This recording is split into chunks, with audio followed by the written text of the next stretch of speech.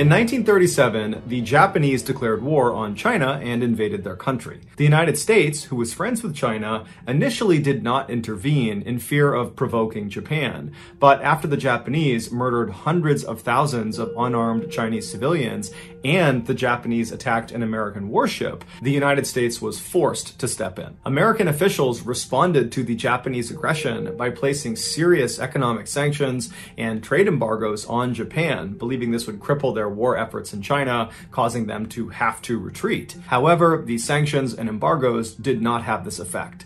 Instead, they just angered Japan and made them even more determined to hold their ground in China. Over the next few years, the United States and Japan attempted to negotiate some sort of settlement, but neither side would make any concessions, and so neither side would budge. A few years later, on the morning of Sunday, December 7th, 1941, the Japanese launched a surprise aerial attack on the American military base in Pearl Harbor, Hawaii. After the 2-hour attack was done, over 2,400 Americans were killed, with another 1,000 wounded, and 300 airplanes and 20 ships were either destroyed or significantly crippled. The Japanese had hoped this attack would goad the United States into lifting the sanctions and embargoes they had placed on them from back in 1937. But instead, all the Japanese did was goad the United States into all-out war with them. One day after the Japanese attack on Pearl Harbor, the United States officially declared war on Japan, thus entering World War II.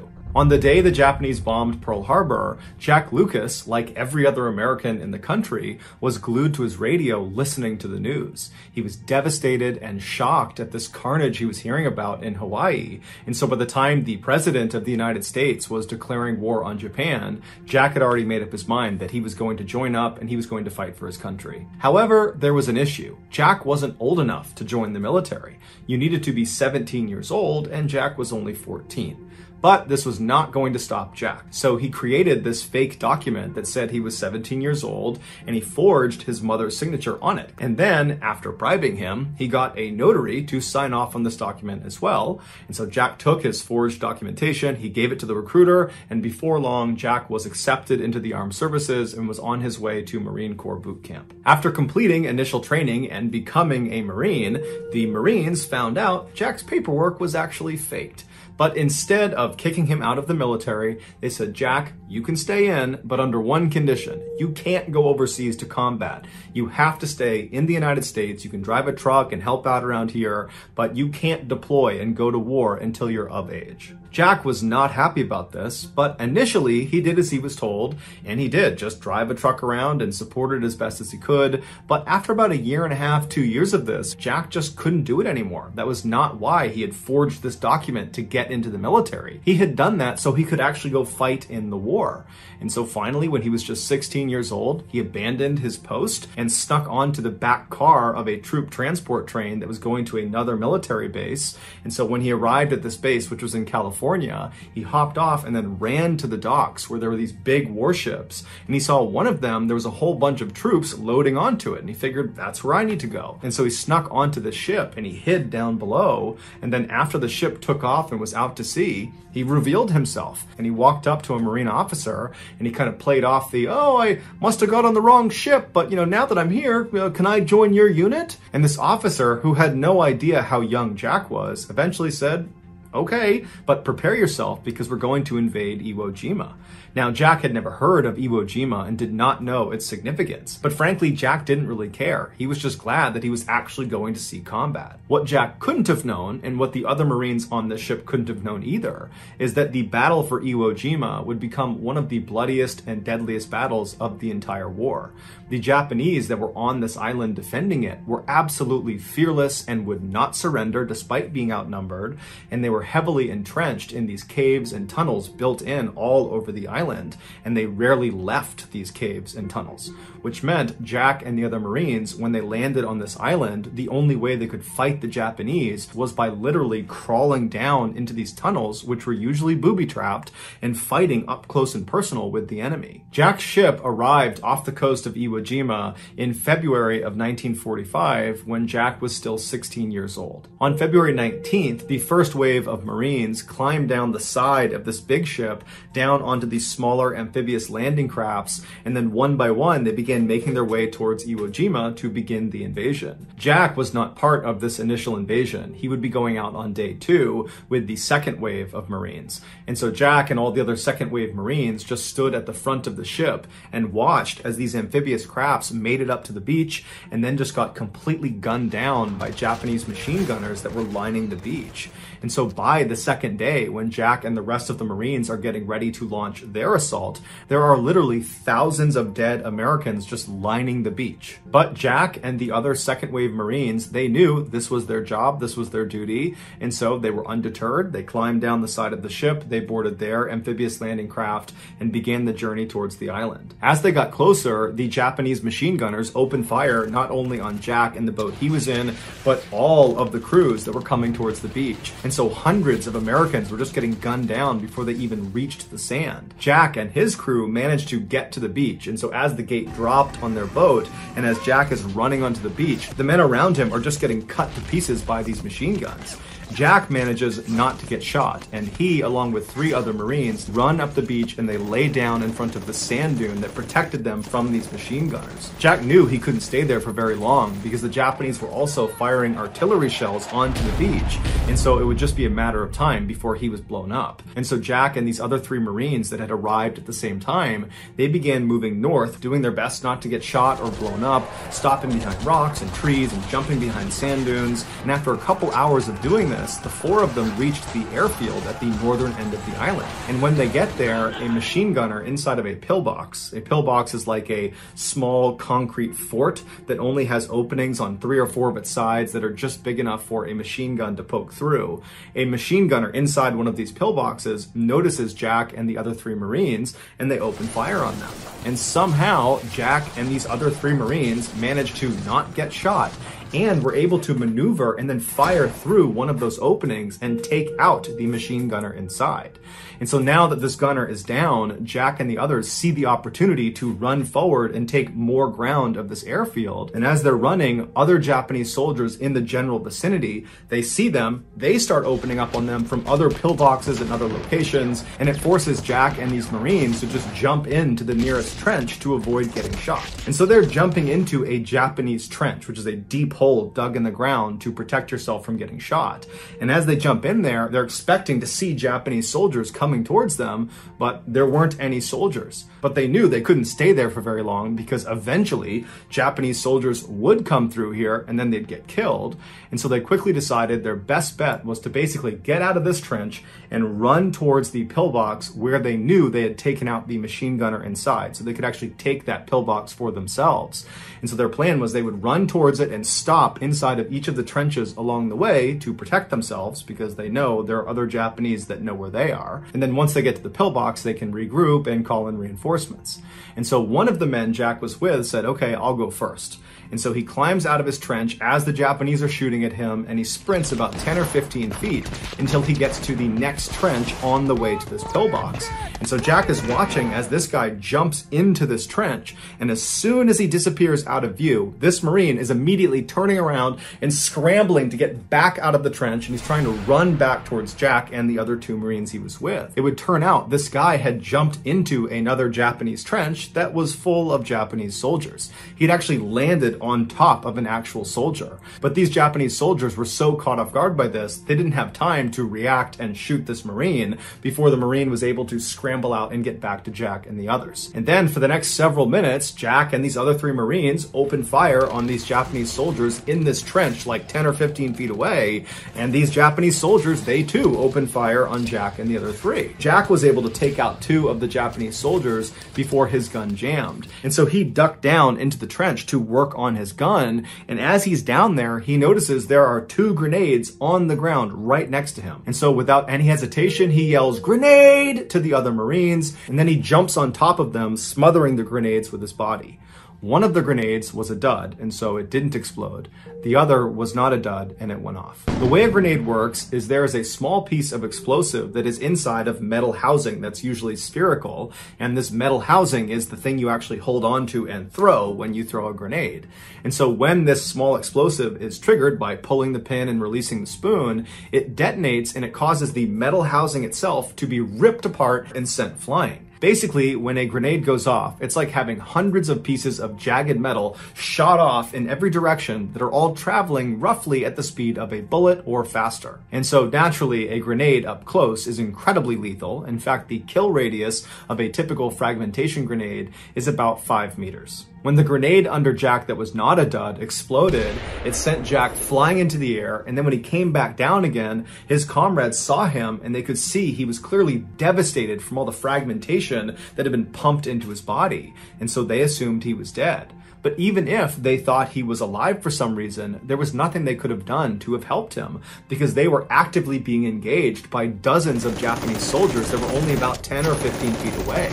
And so eventually, these 3 other Marines that Jack had just saved were forced to leave Jack where he was and retreat back to the beach, and they would all live. The Japanese soldiers in the trench that they were fighting against would eventually come into Jack's trench, but most likely when they saw Jack laying there just completely ruined from this grenade, they assumed he was dead, and so they just kind of left him there. But Jack wasn't dead. He just couldn't speak, and he couldn't see anything, and he really couldn't move, although he could wiggle a few fingers on his left hand. And so for hours, as he lay there in agonizing pain, in and out of consciousness, he just wiggled the fingers on his left hand, hoping an American would see him and know he was still alive. And you gotta figure, this whole time, it is just constant chaos all around him. His chances of survival are incredibly slim. The idea that an American is gonna find him and be able to evacuate him is almost zero, and he must have known that. But by some miracle, eventually another American unit did find their way into Jack's trench, and they did notice him wiggling the fingers on his left hand. And so they were able to evacuate him from the trench down to the beach, and from there, under the cover of darkness, they were able to bring him out to a hospital boat offshore, and there he would begin the first of 26 major surgeries to remove the grenade shrapnel from his torso, his arm, and his face. Despite his grievous injuries, Jack would surprisingly make a full recovery. And 8 months after his injury, the President of the United States would award him the highest decoration for bravery, the Medal of Honor. He would be the youngest recipient of this award since the 1800s, and to this day, he is one of only a handful of miners to have won this award. Following his departure from the military, Jack would survive a near-death experience while skydiving when both of his parachutes, his main and his reserve, failed, and he just smashed into the ground, but somehow lived. He would also survive a very bad house fire,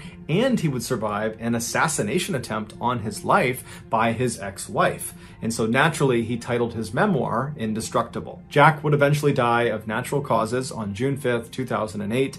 He was 80 years old. If you got something out of today's episode and you haven't done this already, please continuously maneuver your vehicle in front of the like button's car on the highway, and then turn on your blinker, but don't change lanes.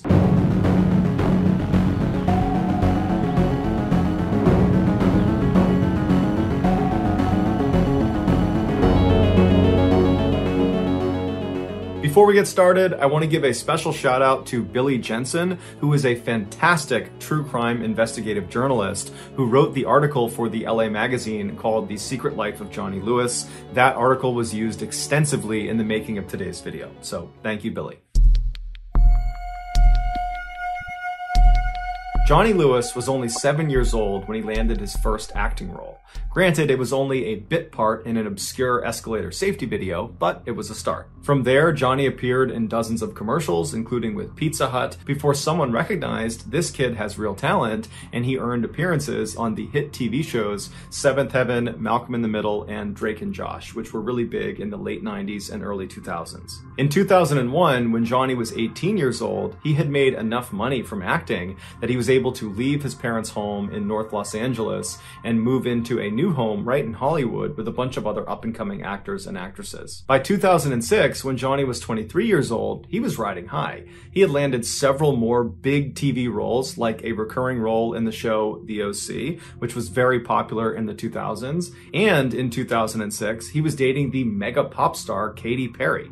And although their romance was relatively short, apparently it was very intense because Katy would go on to write 2 songs that were apparently about Johnny. But Johnny's real rise to stardom occurred 2 years later in 2008 when he was cast as the character Half Sack on the critically acclaimed motorcycle drama Sons of Anarchy. While the show made him famous and fabulously wealthy, Johnny was growing concerned with the direction the show was taking. He felt like it was becoming too violent. Johnny liked reading poetry and studying philosophy and staying up late drinking tea and playing chess. He did not like acting out scenes of gratuitous violence. It just wasn't who he was. So after being on the show for 2 seasons very successfully, he was a very popular character. He went to the writers and said, "You gotta write me out of the script. I can't do this anymore." The writers were totally caught off guard and begged him to stay, but he had made up his mind, and so in 2009, his character was killed off. After leaving Sons of Anarchy, Johnny decided that he wasn't going to pursue any serious acting roles for the time being. Instead, he wanted to focus his time on writing his first novel, which was about this musical genius trying to make his way in the world. And so he started asking around to see if anybody he knew of a quiet place he could live and write out of. And his photographer said, "I think I know the place." It was called the Writer's Villa, and it was this beautiful house with 6 bedrooms for rent right outside of Hollywood. Over the years, it had become a sort of safe haven for up-and-coming actors and actresses still looking to land their big break. The reason it developed this reputation was because of the owner, Kathy Davis. She was this wonderful woman who really understood how difficult trying to break into Hollywood was for all these people that stayed at her house. And so she would look after them and make them food and offer them rides, and she would stay up late and listen to their frustrations and be a shoulder to cry on if they didn't get the part they wanted. Many of her tenants, who went on to be big Hollywood stars, would later attribute their success, at least in part, to the time they spent with Kathy at the villa, which they remembered as being therapeutic and soothing. Even though Johnny had already had his big break in the Sons of Anarchy, he loved the idea of living in such a peaceful place that seemed to cater to eccentric artists like himself. So in April of 2009, Johnny called Kathy and requested a room, and she said, "Absolutely, you can stay on the 2nd floor in the red suite." After moving in, Johnny would tell his friends that the writer's villa was just as amazing as he thought it was going to be. And Kathy specifically was just as wonderful as everyone said she was. He actually struck up a friendship with her almost immediately. Everything seemed to be going really well for Johnny in his life until a few months later, he found out his girlfriend, Diane, was pregnant. Although this totally screwed up his plans for his novel, Johnny was really excited about being a father, and so he decided to move out of the villa and in with Diane, who lived nearby, to help take care of their child. 9 months later, on April 6th, 2010, Diane gave birth to a healthy little girl named Culla May, and Johnny and Diane fell madly in love with her. But unfortunately, Johnny and Diane's love for each other faded quickly after becoming parents, and before long, Johnny had moved out and back in with his parents. Not long after that, Johnny and Diane became embroiled in this really vicious, long custody battle over Culla May, which ultimately Johnny lost, which was devastating for him. A few months later, in October of 2011, when Johnny was still living with his parents, he decided to take his motorcycle out and just go ride around and clear his head. And so he drove for about 2 hours to the west of LA out into the desert, where he lost control of his bike and he crashed. After getting to the hospital, his injuries were determined to be relatively minor, except they were concerned he might have a head injury. However, after testing negative for a concussion, he was said to be okay by doctors and he was sent home. But when he got home from the hospital, he was not okay. He was a totally different person. Johnny's father, Michael, immediately noticed the change in his son's behavior. He just started acting really weird and erratic, and his thoughts weren't always coherent, and he was really agitated all the time. It was just very obvious that something was off. And it made Michael wonder, perhaps my son did get a head injury from that motorcycle accident, and the doctors just missed it. And so Michael scheduled 2 separate MRIs for Johnny to go to, but for whatever reason, Johnny refused to go. Around this time, Johnny's friends began to notice his strange behavior when in December of that year, he was at an acting class and he began speaking in a vaguely British accent. And everybody in the class noticed it, and eventually someone said, "Hey, why are you doing that?" And Johnny was like, "What?" and just kind of shrugged it off and acted like he wasn't doing that. A few weeks later, on the morning of January 3rd, 2012, Johnny was at his parents' house and he was sitting in the kitchen while his mom was making omelets, and Johnny just kind of abruptly says, "I'm gonna go out for a walk." So he gets up, he's only got his pajamas on, no shoes on, he walks out the door, and as he's walking down the road, he gets maybe 10 or 15 feet away from his parents' house when he hears someone screaming, like they're screaming in distress, and he thinks it's coming from the apartment that was right next to his parents' house. And so he breaks into the apartment, but there's no one in the apartment, it's totally vacant. And so as he's in this apartment, wondering what's going on, the two men that owned the apartment, they came home and they see Johnny standing there, and they told him he had to leave immediately. And instead of leaving immediately, Johnny grabbed a nearby glass bottle and he charged at them and hit them both over the head with the bottle before they managed to restrain him and hold him down until the police showed up. Johnny claimed he was acting in self-defense, but the police didn't believe him, and so they charged him with trespassing, burglary, and assault with a deadly weapon, and they sent him to jail. When Johnny's father was finally able to come to the jail and bail his son out, it had been 8 days, and in those 8 days, Johnny had been moved from general population to a psych ward because he was banging his head against the inside of his cell, and at one point he had tried to jump off of a balcony, and he was just generally acting unhinged. And so when he was discharged, on his paperwork, a doctor at the jail had commented that he thought Johnny at one point must have had some sort of head injury that had made him act this way, and he was definitely suicidal. When Johnny got back to his parents' house, he was an absolute wreck. Physically, he had 2 black eyes and his face was all puffed up from the confrontation he had with those 2 men in the apartment. And emotionally, he was so distraught that he wouldn't let anyone in his family come near him. He just holed up in his room and just told everyone to stay away. He also became extremely sensitive to light, to the point where he was turning off all the lights in his parents' home, and then when they would eventually just turn them back on again, he would get agitated and turn them all off, and then finally he just disabled his parents' fuse box. But despite Johnny's obvious issues after coming home from jail, over the next few weeks, he did actually seem to be improving, to the point where at the end of January, so about a month after he came home from jail,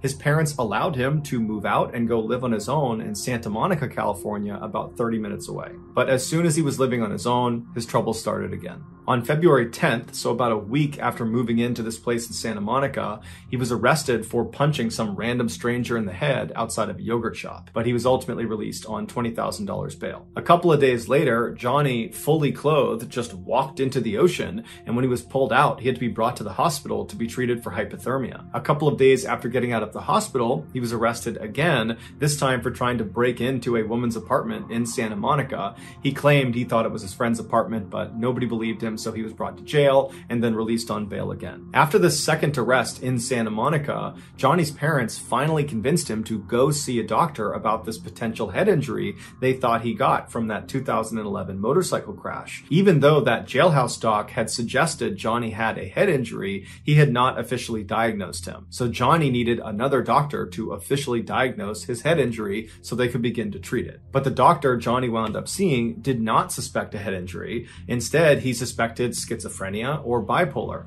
which are 2 very serious mental disorders. And so he prescribed some medication to Johnny that would treat both of those disorders, and Johnny was on his way. Johnny refused to take the medication and refused to go see another doctor, and so his condition just continued to get worse. Johnny was still facing serious jail time for the break-in and assault against those 2 men in the apartment next to his parents' home, and so Johnny's lawyer was trying to get a deal done where Johnny would go to a mental health treatment facility for a year instead of going to jail for a year. But Johnny was so confident these charges would just get dropped and he'd be allowed to go back to his life and live the way he wanted to, that he fired his lawyer and he represented himself in court. But the charges were not dropped and he was sentenced to 1 year in prison. However, the jail he was sent to was so overcrowded, they reduced his sentence all the way down to only 6 weeks. When Johnny's father finally came to pick him up from prison on Friday, September 21st, 2012, Johnny was at an all-time low. Even though he had only been in jail for 6 weeks instead of the year he was supposed to be there, it was clear that amount of time had done an enormous amount of damage to him. And so on the car ride home from prison, Johnny just kind of sheepishly asked his father,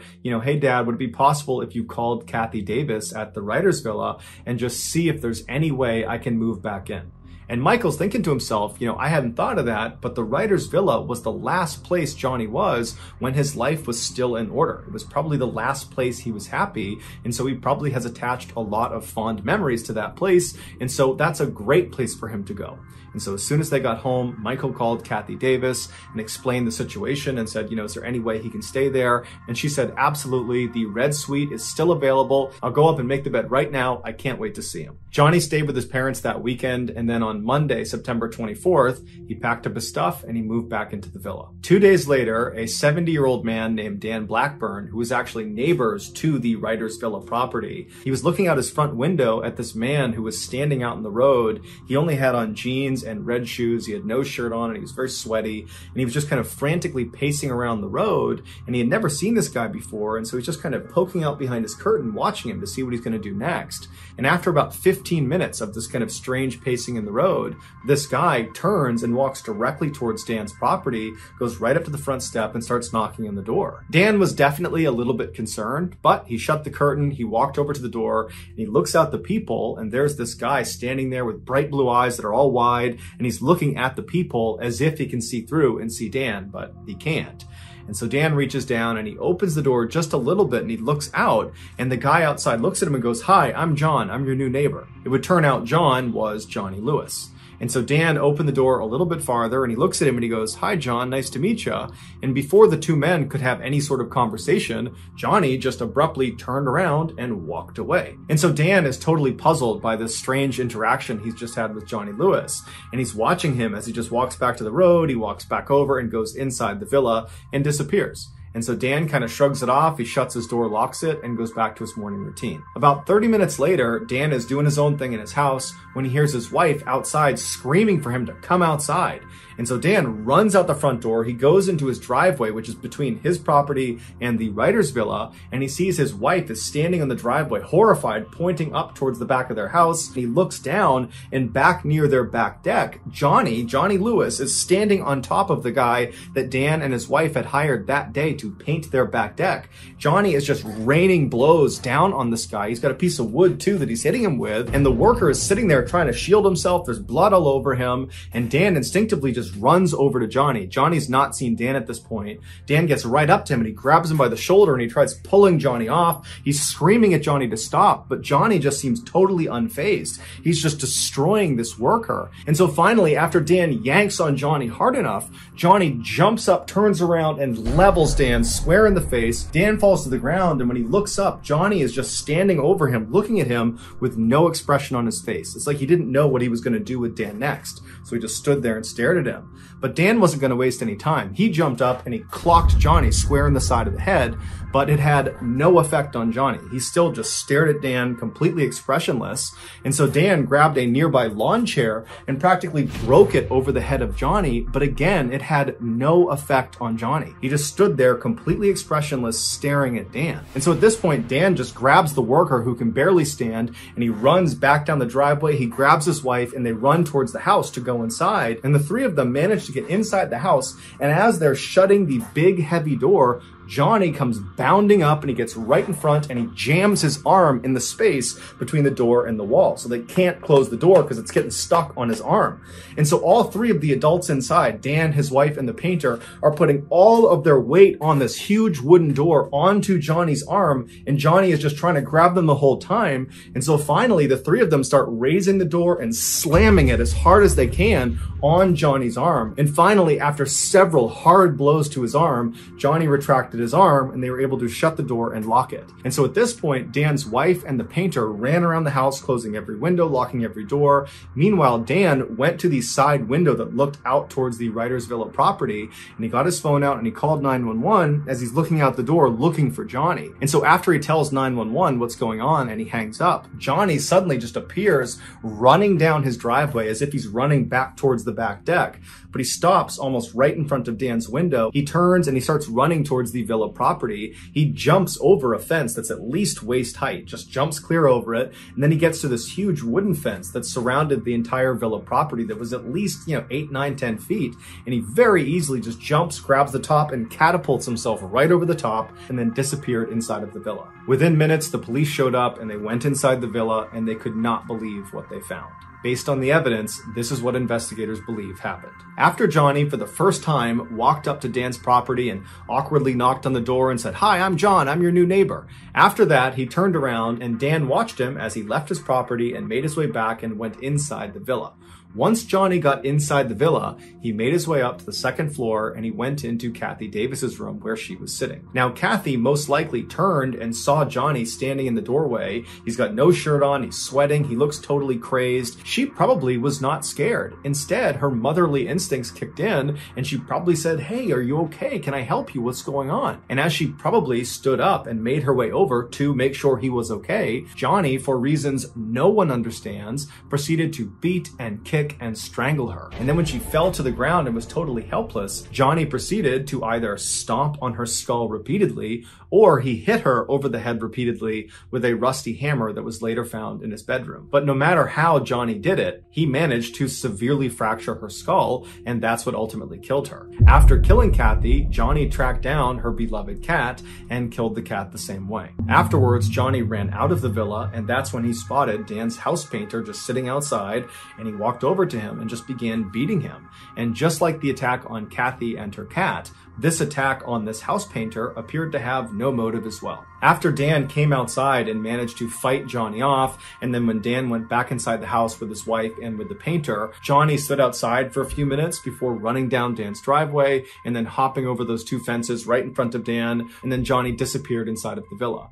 Once Johnny was in the villa, it's believed he climbed up to the upper patio or onto the roof of the villa itself, and from there he either jumped or fell to his death on the driveway below. His death was officially ruled an accident, not a suicide. After the news broke about what had happened at the writer's villa, everybody assumed Johnny must have been on some really hardcore drugs. That's the only explanation for why someone would act the way he acted. But when his toxicology report came back, it showed he had absolutely no drugs of any kind, legal or illegal, in his system. He was completely sober at the time he committed this horrible crime. Some believe Johnny really did have some undiagnosed head injury from that motorcycle accident, and this head injury is responsible for his violent outbursts. Others disagree and say the head injury had nothing to do with it. Johnny clearly had some undiagnosed mental disorder. Maybe it was schizophrenia, maybe he was bipolar, maybe it was something else, but it was this mental disorder that led to these violent outbursts. But to this day, no one knows for sure why Johnny did what he did.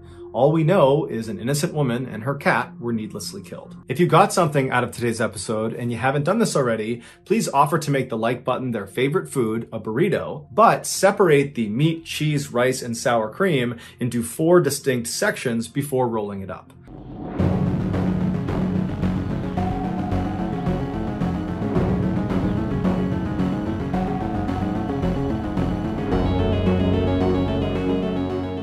On Friday, August 21st, 2020, 58-year-old Aristides Polino was driving back to his home in Miami, Florida in his police SUV after completing a midnight shift. Aristides was a 25-year veteran of the Miami police force, and over the last 2+ decades, he had routinely done midnight shifts, so this was nothing new. When he got to his house, he parked his SUV in the driveway, and like always, he went right into his house. He didn't talk to his wife Clara or his son. He just went straight up to his bedroom and immediately fell asleep. About 4 hours later, at 5 p.m., Aristides woke up and he expected to hear his wife's voice somewhere in the house. So when he didn't, and the house was just totally silent, something told him that something was off. So he climbed out of bed, he put on his clothes, and he went downstairs to look for his wife. When he got down to the living room, he saw his son sitting on the couch, but he didn't see his wife. And so he asked his son, hey, have you seen your mom? And he would say, no, I haven't seen her. But sensing on his dad's face that something was wrong, he said, hey, I'll help you look for mom. And so the two men began searching the house, yelling out for Clara, and Aristides began calling his wife, but she wasn't picking up. And after several minutes, the two men reconvened in the living room, and they started going over whether or not thought she had told them about some appointment that day, and that would explain why she wasn't in the house. But after talking about it, they decided that she didn't have any appointments and she should be home right now. And so the men decided, maybe she went outside and she's talking to a neighbor, or, she went for a walk and she's talking to somebody on the road. And so they decided they would go outside and search the outside of the property. When they got outside, Aristides went towards the back of the property and his son went towards the front, down towards the driveway. And so as Aristides is making his way around the back of the property, he hears his son scream out for help. Aristides comes running back around the property and he sees his son standing in the driveway with the door of his police SUV wide open. 4 hours earlier, after Aristides came home, he parked his police SUV right in the driveway like he always did, and for some reason he left the car unlocked. And so he goes in the house and he falls asleep. And while he was sleeping, Clara, who was home, she exited the house and walked down the driveway to his SUV. She opened up the door and went inside. It's believed she was looking for something, although we don't know what she was looking for. And while she was in the back of his car fishing around for whatever it was she was looking for, the door she had entered the vehicle in shut behind her. And because this is a police SUV, the back seat was designated for suspects. And so the back two doors did not open from the inside. And there was a very thick partition separating the back seat from the front seat. So Clara could not just reach over the seats and honk the horn to get someone's attention. And Clara did not have her cell phone, so she couldn't call anyone for help. And when she screamed out for help to somebody out on the road to help her, her screams were severely muffled, and the back windows of this police car were heavily tinted, making it extremely difficult to see that there was a person in the back seat of this car. So for 4 hours, Clara desperately screamed and kicked and punched and did everything she could to try to free herself from the situation she was in. All the while, the temperature inside the car continued to go up. The SUV was parked in full sunlight, no shade whatsoever, and the temperatures that day were over 90 degrees Fahrenheit. And so by the time Clara was ultimately discovered, the inside of that SUV had effectively become an oven. Aristides ran over to his vehicle and he pulled his wife out and he started doing CPR on her, but it was too late. She had died of heat stroke. Her death was ultimately ruled an accident. On May 22nd, 2021, a father and his young son were out for a walk in their small suburban town just outside of Barcelona, Spain. When they reached their downtown, they were going to turn around and walk back home, but the boy pleaded with his father to make a quick stop at the old theater.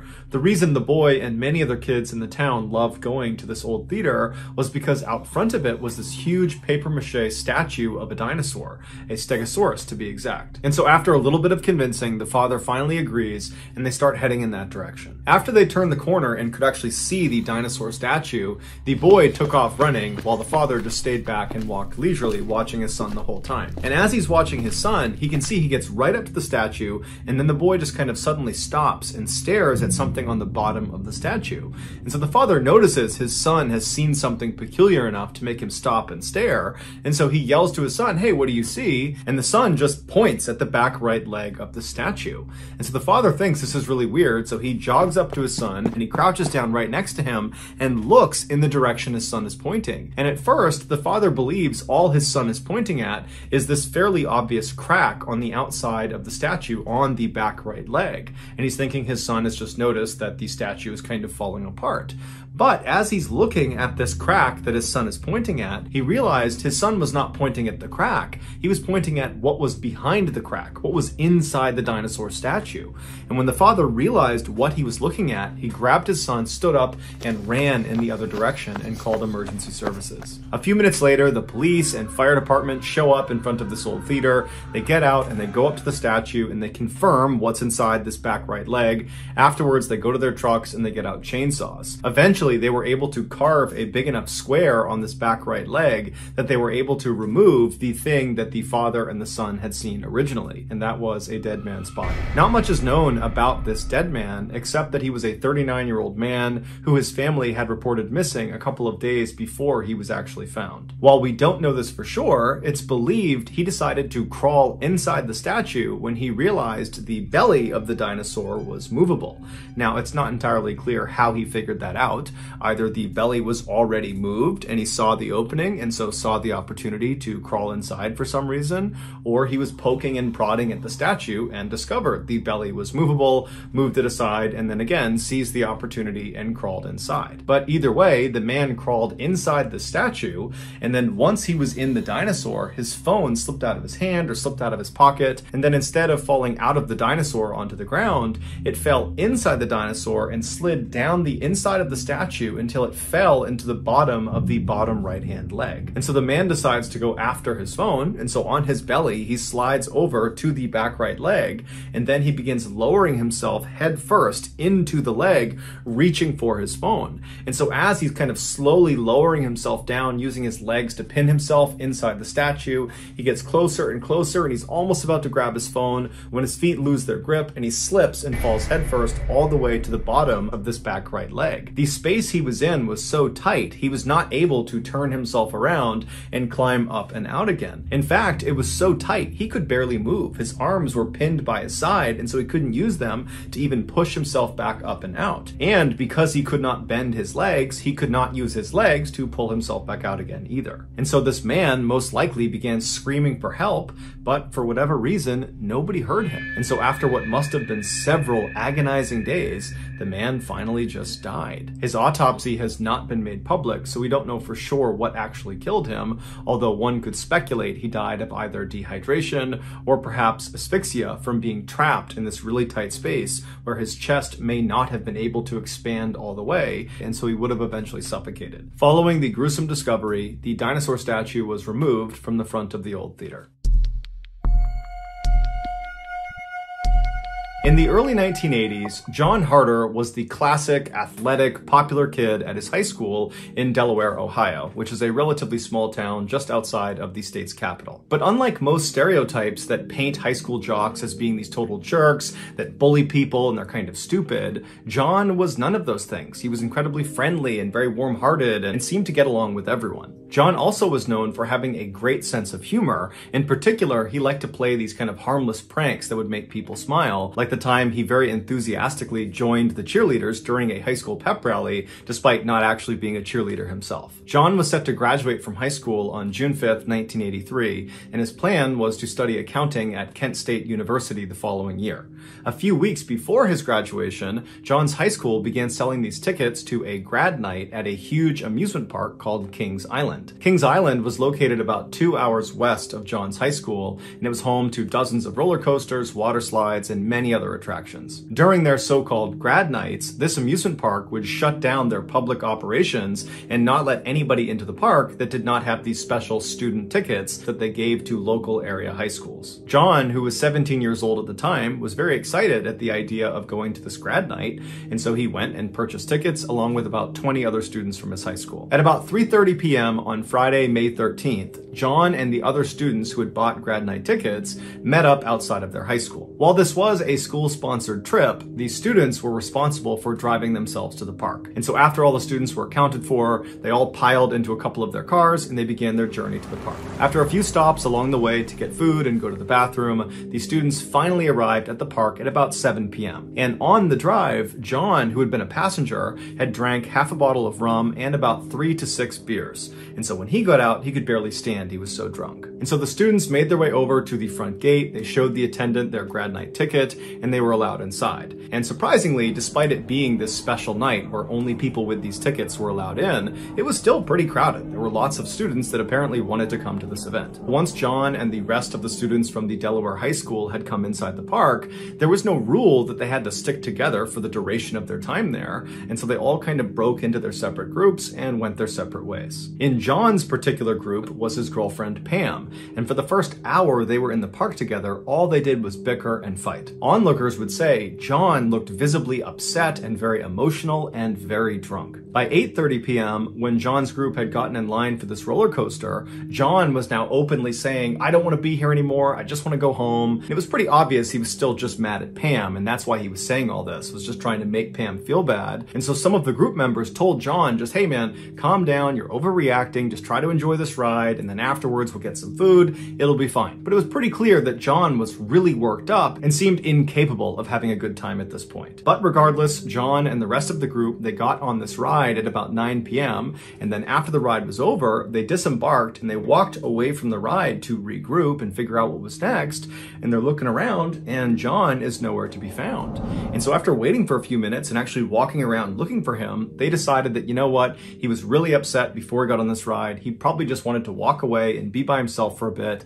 I'm sure we'll see him later in the night. So John's group, without John, just continued going around the park, going on different rides. And for the next few hours, they kind of forgot about John. It wasn't until the end of the night when over the loudspeaker, the park officials said, okay, we're closing the park now, that they started walking out and wondering where John was. And they were convinced, you know what, I'm sure he's back at the cars. He's probably waiting for us because he just wants to go home. And so they leave the park, they get out to their cars in the lot, and John's not there. And so at this point, the group's starting to get a little bit concerned because no one knows where he is. They're meeting up with the other groups from their high school. No one's seen John. And so they're all just kind of staring at the front gate, waiting for John to come out, but he doesn't. And then eventually the lights in the park start shutting down and the security guard comes out front and locks the front gate. And that's when the group knew they had a problem. After an extensive investigation by police, this is their best guess as to what happened to John. After John and his small group rode that roller coaster around 9 p.m., John very quickly disembarked the ride before anybody else in his group could see him. And then John stumbled his way towards the replica Eiffel Tower that this park was famous for. This tower stood at about 300 feet tall and was built to be an exact replica of the Eiffel Tower in Paris, France. But this one at Kings Island was only a third the size. It had 3 elevators that went up the center of the structure, and the elevators would stop at a 50-foot platform and a 275-foot platform where guests could look out and have a great view of the park. While today, the only way to access these 2 viewing platforms is through these elevators, at the time John was at the park in 1983, the park actually had a flight of stairs that went from the ground all the way to the very top of the tower that went right up the middle of the structure, and the public was allowed to take these stairs all the way up to the first platform, that 50-foot platform. And while the stairs did actually continue beyond that up to the 275-foot platform,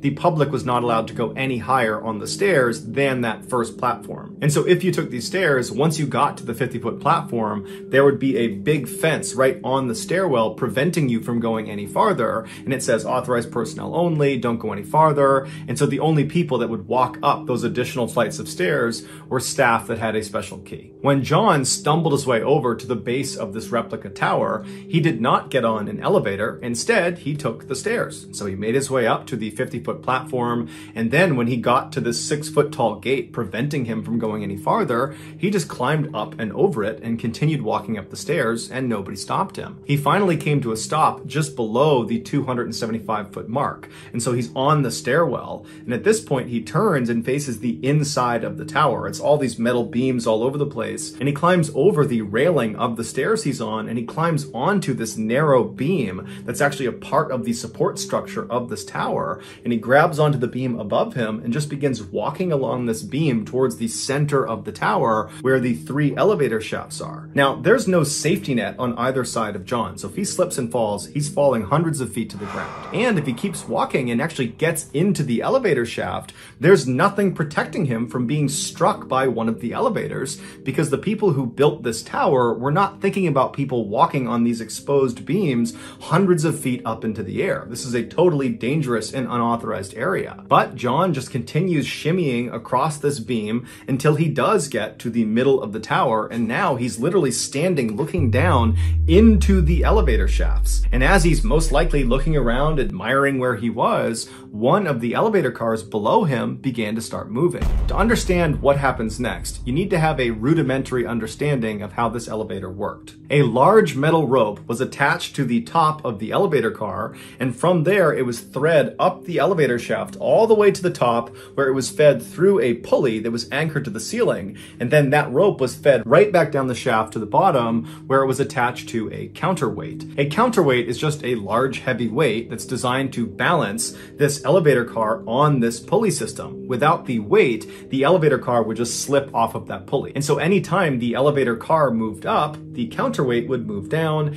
and vice versa, making sure that car was always balanced. And so John is standing right on the edge of this elevator shaft, presumably just kind of looking around, admiring where he was, when down below him, that elevator car starts to move, and it starts to actually descend away from John. And so the car itself is not necessarily a threat to John. However, its counterweight is, because if the car is going down, its counterweight is going up, and it's right in the path of John. And so as John is leaning out over the shaft looking around, this counterweight comes screaming up and picks him off of the beam he's on and carries him up into the shaft. The impact on John was so strong that it's believed he was actually impaled on some of the exposed metal wiring on top of this counterweight, and he got totally tangled up in all of the cables on top of there. And so as John is desperately trying to free himself, the elevator operator, there was always a staff member inside of these elevator cars, he actually noticed when John got stuck on the counterweight. But of course, this worker would have no idea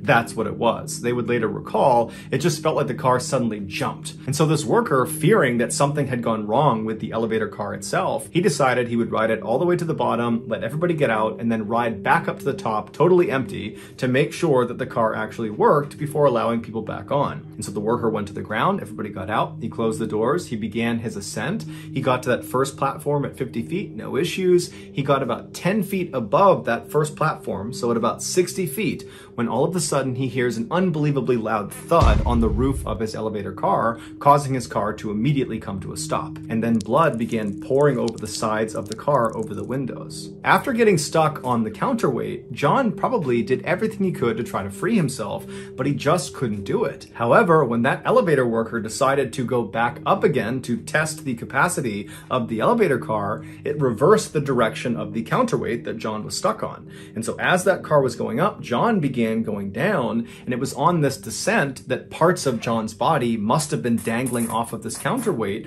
and they must have struck one of the beams as he was going down, and that beam effectively pried him off of whatever he was stuck on and threw him over the edge into the center of the shaft. And so John would fall 200 feet and he would land on top of that elevator car, dying instantly. The park was very quick to block off the ride and the whole scene and got police involved very quickly. So only a very small number of guests and employees were aware an accident had even happened, and very few of them were aware that it had been a fatal accident. As for the police, they knew they had a dead body, but they had no way to identify the body. There was no ID cards on John, and so they had no way to let his friends know that were in the park or to tell his family. And so it wasn't until that night, when John's friends are out in the parking lot waiting for John to come out again, that they got really worried, and they went up and spoke to a security guard at the front of the park. And that security guard, after hearing their story, would tell them that actually there had been an accident in the park and there was a body, and the police are still trying to identify this body. And so maybe you guys want to go over to the hospital and see if it's your friend. And so sure enough, the friends went to the hospital and they would confirm that the body was John Harder. To this day, no one knows for sure why John did what he did. Some say he was just drunk and it was a dumb decision that led to his death. Others say he was suicidal, but many of the people that were close to him say, no way, he was not suicidal. And other people say, you know, John, he loved attention, and so perhaps this was a dangerous stunt gone too far. But regardless of his reasons, John had clearly intentionally entered an area that was off limits, and it got him killed. If you got something out of today's episode and you haven't done this already, the next time the like button asks you to be a reference on their job application, say yes, and then when their company calls you, proceed to tell them how unqualified and terrible the like button is.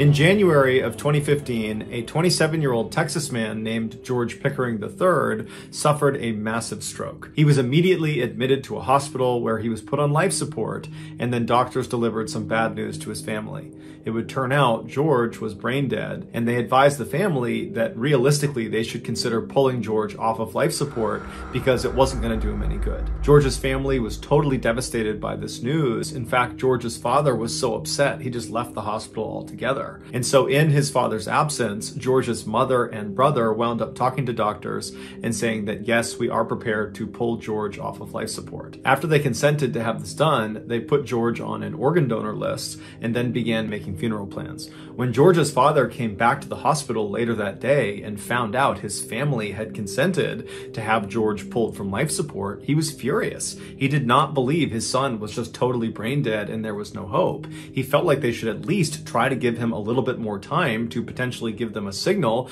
that he was okay. But George's mother and brother told George's father that they had spoken to the doctors and there was just no hope. There was no reason to delay this process. It was time. But George's father was totally not having it. He stormed out of the room and he found the doctors and he demanded they keep his son on life support just a little bit longer. But the doctors told him there really is no reason to do that. And in fact, all you're doing is jeopardizing the people that need his organs, that are waiting for this organ transplant. And so really what we need to do is actually expedite taking him off of life support, because that's the best thing to do right now. George's father was so upset, totally distraught. He ran back to his son's room. He laid over his son and he just held his hands and stared at him and just prayed that his son would give him some sign that he was actually not brain dead, but his son didn't. And before long, the doctors began filtering into the room to begin the procedure of removing his son from life support. And when they came in the room, George's father kind of snapped. He ran out of the room, he ran out of the hospital, he went out to his car and he got his gun, and then ran back into the hospital, back into his son's room, and aimed the gun at the doctors and ordered them to stop what they were doing and leave the room immediately. And so the doctors had not actually begun removing George from life support, so he's still on life support. And so once the doctors and everyone left the room, George's father walked over, he locked the door, and then for the next several hours, he just kept his gun aimed at the door as he laid over his son and just kept looking down in hopes that his son would give him some sign that he was not brain dead. And so finally, when the SWAT team arrived and was stacking up outside the door in the hallway, they began yelling into the room for George's father to put the gun down and let them come in. And George's father the whole time is just looking down at his son, hoping and praying that his son is just going to do something. And right as the SWAT team kicks in the door and comes into the room, George's father had reached down and grabbed his son's hand, and his son squeezed his hand back. And as soon as his father felt that, he dropped the gun and he surrendered peacefully to the SWAT team. And then the SWAT team put George's father on the ground. And as he's being detained, George's father is yelling for the doctors to come in the room. My son is okay. And sure enough, when the doctors came in the room, George was okay. He was moving his hand, his eyes were open, he was making good eye contact. And before long, he made a totally full recovery. He would later be told that had his father not stepped in when he did and bought him those extra few hours on life support, George would have died. As for George's father, he was ultimately sentenced to 10 months in prison for his aggravated assault with a deadly weapon, but he and the rest of his family think what he did was certainly worth going to prison for. In 1959, Ronald McNair was a very gifted 9-year-old African-American boy living in South Carolina. While he was good at virtually everything he tried, from music to athletics to schoolwork, the only thing that ever really grabbed his attention was outer space. And so as a 9-year-old child, he made the decision that one day he was going to become an astronaut. But he had no idea how to become an astronaut. And so he decided the first thing he would do would be to go to his library and take out some books on NASA, the very famous organization that sends American astronauts to space. However, there was an issue with his plan. This library only served white patrons. It was a segregated library. Ronald knew this, but he figured, you know what, I'm a polite kid, I can get in there and get out before anybody notices me. But as soon as he walked into that library, everybody in there, who were all white, just stared at Ronald. Ronald could feel it, but he just kept his head down and he walked through the library, he got to the science section, he grabbed a couple books he wanted, and then he walked back to the counter and he put them up and he very politely asked the librarian, who was also white, if he could check these books out. And this librarian looks at him and says, "Young man, you better get out of here before I call the police." And Ronald at this point looks up at the librarian and thinks for a second, and then just hops up onto her counter and sits there and says, "Okay, I'll wait for the police." The librarian was totally outraged and would would call the police and would call Ronald's mother.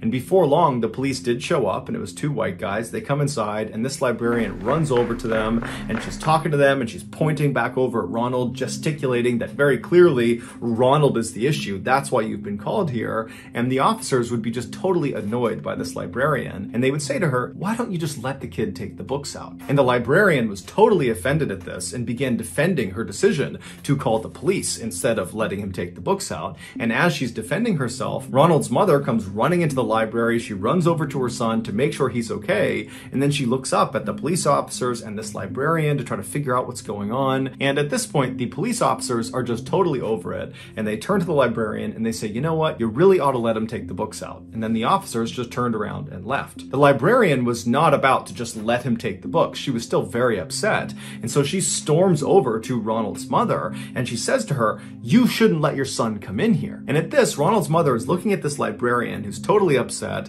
and she looks down at her son who's got his head down, and then she notices the few books on the counter about space, and she was aware of Ronald's love for outer space, and she put together what had happened. And after thinking about it for a moment, she looks up at this librarian and she just says, well, since he's here already, can he take out those books? He'll take good care of them. The librarian is still totally furious, but knows this is a losing fight, and so very reluctantly, with a scowl on her face, she grabs the books and she jams them into Ronald's arms. And Ronald's mother nudges Ronald and says, what do you say? And Ronald, while holding all of his new books about NASA and space, looks up at the librarian and smiles and says, thank you, ma'am. And then he and his mom turn around and they leave. Ronald would go on to earn his PhD in physics from MIT, one of the most prestigious universities in the world, and after graduation he was picked up by NASA to become an astronaut. And in 1984, Ronald went into outer space. He was actually the second African American to ever go into outer space. And while he was in orbit, apparently he played his saxophone for his crew. And then in 1986, Ronald was chosen again to go on another mission to outer space, but tragically, 73 seconds after takeoff, their space shuttle, the Challenger, exploded, killing Ronald and the 6 other astronauts on board. Following his death, the library in South Carolina that had tried to turn Ronald away for his skin color renamed themselves the Ronald McNair Life History Center. The United States formally entered World War II in December of 1941 following the surprise attack on Pearl Harbor in Hawaii by the Japanese. Roughly 6 months later, a 21-year-old Alabama native named Henry Irwin joined the Army Reserve. After nearly 2 years of additional military training, Henry was made into a radio operator and was assigned to a B-29 bomber. A B-29 bomber is this huge aircraft whose sole purpose is to drop bombs. And so in February of 1945, Henry and his B-29 bomber unit were sent to the Pacific to do just that, drop bombs on the Japanese. 2 months after arriving, Henry's B-29 was tasked with being the lead bomber in a group attack on a Japanese chemical facility located about 125 miles north of Tokyo. Aside from just operating his radio inside of the B-29, occasionally Henry's job was to organize the other planes in the attack when their B-29 was the lead attacker. And so the way he would do this was by dropping a series of smoke bombs out of his plane, and then once they touched the ground and all the smoke was coming up, he would hop on his radio and communicate with the other pilots in his sortie and tell them to organize themselves off of this visual reference point on the ground. He would basically have them fly to certain positions relative to the smoke cloud. And so once all the pilots had been organized into proper formation, they would continue to their target and commence their bombing raid. For this mission, Henry was in his typical position right behind the front turret gun towards the front of the plane. When his pilot told him to start dropping smoke bombs, Henry did as he was told. And so he pulled the lever, which opened up a chute on the bottom of the plane, and all these smoke bombs began tumbling out of it. Now, as soon as he pulled that lever, all of these smoke bombs that were in that particular chute were ignited. They were on a timed fuse, and so they would tumble out of the plane, and then before hitting the ground, they would ignite, and then smoke would start billowing out of them. But for some reason, after he pulled that lever, a couple of the smoke bombs fell out of the chute, but one of them kind of got turned around, and as it tumbled down, it kind of caught itself on the lip and bounced back up into the plane, and it struck Henry square in the face, shattering his nose, and then it ignited and literally lit Henry's face on fire, which instantly blinded him. Smoke bombs are not considered lethal devices because they do not explode the way typical bombs do. However, make no mistake about it, you would not want to be near a military-grade smoke bomb when it went off. In order for it to emit that very thick and long-lasting smoke that it does, the smoke bomb ignites a chemical fire within itself that burns extremely hot. And so when the smoke bomb came back inside the plane and ignited right in front of Henry, those chemicals landed on his face, and so that's why he caught on fire. And if that wasn't bad enough, the smoke bomb also filled the plane completely with smoke, making it impossible for the pilots to see anything. Despite his burning, shattered face, all Henry could think about was if he didn't get this smoke bomb off the plane in the next few seconds, they were all going to crash and die. So instead of trying to put out his burning face, Henry began feeling around on the ground for the smoke bomb, which again is basically like a fireball, and when he found it, he pulled it into his chest, trying to smother it as best as he could. And while his body completely engulfed in flames, Henry began low-crawling his way towards the front of the plane, where he knew, just by touch, there was going to be a window. And so as he agonizingly crawled, he's on fire, he finally gets to this window, he can feel it above him, and he manages to lift the smoke bomb up and throws it out the window. And then afterwards, he collapses on the ground and he passes out completely on fire, fully expecting to die. A few seconds later, the smoke inside of the plane cleared because now the smoke bomb was gone, and the pilot who had put the plane on autopilot but did have to drop significantly in altitude because they were starting to stall, finally could see again and saw they were about 300 feet from hitting the water. And so he was able to pull back and get them out of their dive, and he narrowly escaped crashing into the water, and he turned around and began flying back to base. On this return trip, the crew, who were unhurt, began assessing the damage, and they saw Henry on fire on the side of the plane, and so they rushed over and they put him out with a fire extinguisher, expecting him to be dead, but to their shock and horror, he was still alive. And so they gave him morphine for his pain and expected him to die any moment, but Henry didn't die. Instead, he was very cheerful on the flight all the way back to base, and he would ask each of his crew members if they were okay, and they would all say, "Yeah, I'm just fine. It's really you who we're concerned about here." When the pilot finally landed back at base, Henry's body had stiffened up so dramatically from being on fire that the doctors couldn't actually get him out of the plane's side door, and so they had to dismantle the side of the plane to get Henry out.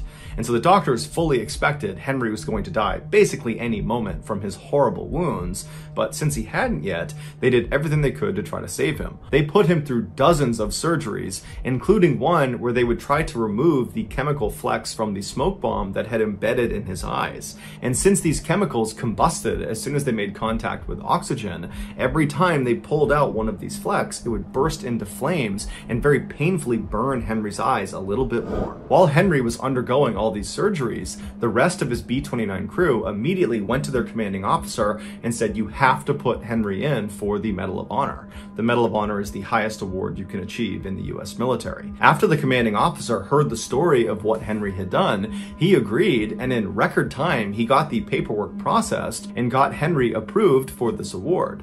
But there were no actual physical medals of honor on the island to actually present to Henry, and the officers and the rest of his crew were worried Henry would die before the actual medal was shipped out to the island to be given to him. And so the only Medal of Honor that was on this island was inside of a museum behind a glass case. And so one of the officers in Henry's crew went into the museum, shattered the case, took the display Medal of Honor, and rushed to Henry's bedside and put it around his neck. And then after that, somehow Henry just didn't die.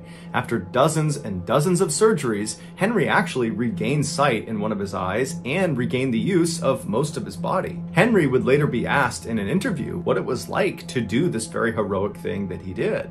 And he would say, "Well, I only moved the bomb 13 feet, but 13 feet feels like 13 miles when you're on fire." Henry would go on to be honorably discharged from the military, and he would spend the next 37 years working closely with other burn victims, trying to keep them positive and optimistic about their recovery. He would also go on to have 4 children, one of which became an Alabama state senator. In 2002, Henry died of natural causes at the age of 80. If you got something out of today's episode and you haven't done this already, please replace all of the like button's Windex with olive oil.